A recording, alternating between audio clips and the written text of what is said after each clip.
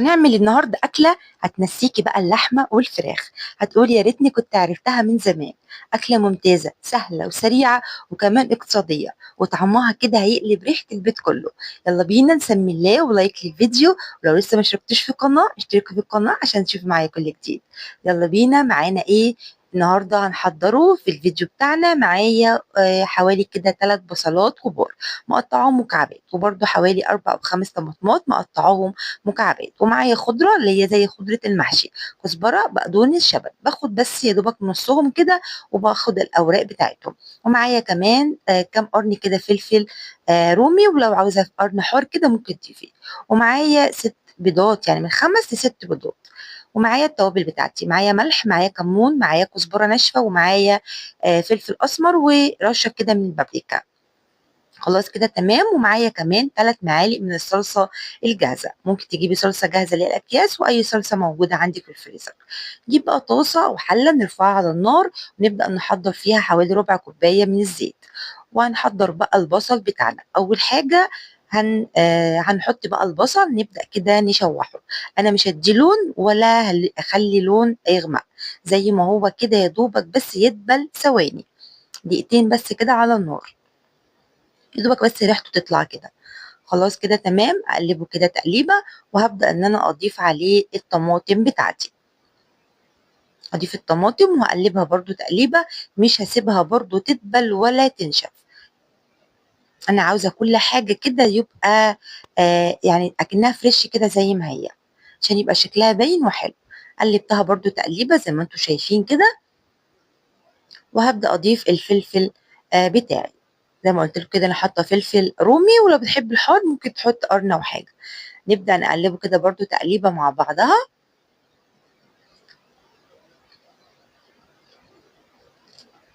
خلاص كده هو قلب تقليبة بسيطة زي ما انتم شايفين. الخضار يعني ما تبلش ولا اي حاجة خالص. كل دوت شغالين على نار هادية، يعني مش عالية قوي.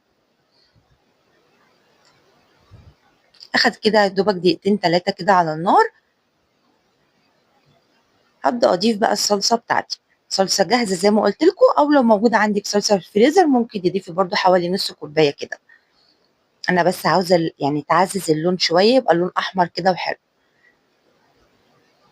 اقلبها كده تقليبه مع الصلصه، وبس كده خلاص. تعالوا بقى نرفعها من على النار ونسيبها تبرد، وتعالوا نحضر بقيه الوصفه بتاعتنا. معايا طبق هضيف فيه ال5 بيضات بتوعي. ممكن على فكره تعمليها ب4 بيضات، ب5 بيضات، اكتر، يعني زي ما انتوا عاوزين. من بدايه كده 4 بيضات ممكن تعمليها، طعمه يبقى باين ويبقى حلو جدا جدا. نضرب بس البيض كويس جدا الاول، وهنضيف بقى عليه الخضره بتاعتي. زي ما قلت لكم انا كنت واخده الورق بس بتاع الخضره. هقلبه كده تقليبه مع البيض.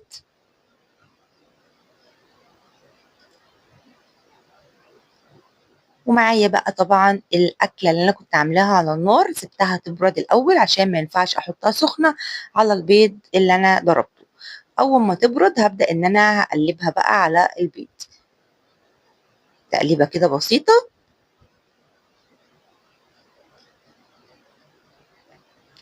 خلاص كده تمام. تعالوا بس ايه نشوف هنضيف ايه كمان عليها. معايا رز، معايا كوباية رز أنا سلقاها، يعني حطيت كوباية رز وعليها كوبايتين مية وسبتها تغلي ووطيت عليها. لما استوت صفيت المية، ما تسيبهاش تشرب المية، لا أنا عاوزاه يبقى فيها مية. هصفي المية وهبدأ إن أنا أضيفها عليها. الأكلة ديت ممكن تتعمل برز وممكن تتعمل بدقيق. يعني هتقولي لي اسماء هو انا لازم اضيف رز؟ اقول لك لا، ممكن تضيفي بدل الرز ده تضيفي دقيق، يعني تقدري تستغني عن الرز وتضيفي بقى حوالي نص كوبايه من الدقيق، تضربيها كده مع شويه ميه بره او لبن، وتبداي تضيفيها على الخلطه اللي احنا كنا عاملينها ديت. بس عاوزه اقول لكم لو جربتيها بالرز يعني بيوديها في حته تانية خالص، بيخلي الطعم حلو قوي قوي. انا بحب اضيف لها بصراحه صلصة اللي هي صلصة المحشي، تسبيكة بتاعة المحشي، باحب أضيفها لها كده شوية، يعني كان عندي كده حبة بدأت إن أنا أضيف لها كده حوالي نُص كوباية كده من تتبيلة المحشي، وحطيت بقى التوابل ومعايا كمان بيكنج باودر، باضيف معلقة كده صغيرة من البيكنج باودر، تخلّيها هشة كده وطعمها حلو أوي. نبدأ كده بقى نقلّبها مع بعض. زي ما أنتم شايفين الخلطة بتاعتي يعني مش ماسكة أوي، لأ سايلة سِنّة كده بسيطة طبعًا من البيض اللي أنا ضايفاه، رشة من مرقة الدجاج أو مش عاوزة تضيفيها خلاص أنتِ حاطة توابل بزيادة، تكوني بس محيّقة الملح كويس. عندي بقى صينية وهابدأ إن أنا أرُش كده رشة فيها بس من الزيت، وهابدأ بقى إن أنا أصُب الخليط بتاعي. طبعًا بنبقى مسخّنين الفرن قبلها بشوية عشان هي طبعًا فيها بيكنج باودر، فأول ما تتحط في الفرن كده تبدأ ترفع معايا. لو وصلتِ معايا لحد كده لايك بقى للفيديو، ولو يعني أنتِ عرفتِ هي أكلة إيه اكتبوا لي بقى في التعليقات. أنا طبعًا هاقول لكم في الآخر هي اسمها إيه، للناس اللي لسه ما تعرفهاش أو ما جربتهاش. نخبطها كده خبطتين ونحطها بقى في الفرن. خلاص كده تمام، بتقعد قد إيه، حوالي يعني من 15 دقيقة ل20 دقيقة حسب لمّا تلاقيها إن هي يعني مسكت كده زي الكيكة بالضبط، وقبِّت بقى كده زي ما أنتم شايفين، تحطّي كده السكينة تحسّي إن هي يعني بقت خارطة ما بقتش سايلة، يبقى كده خلاص تمام.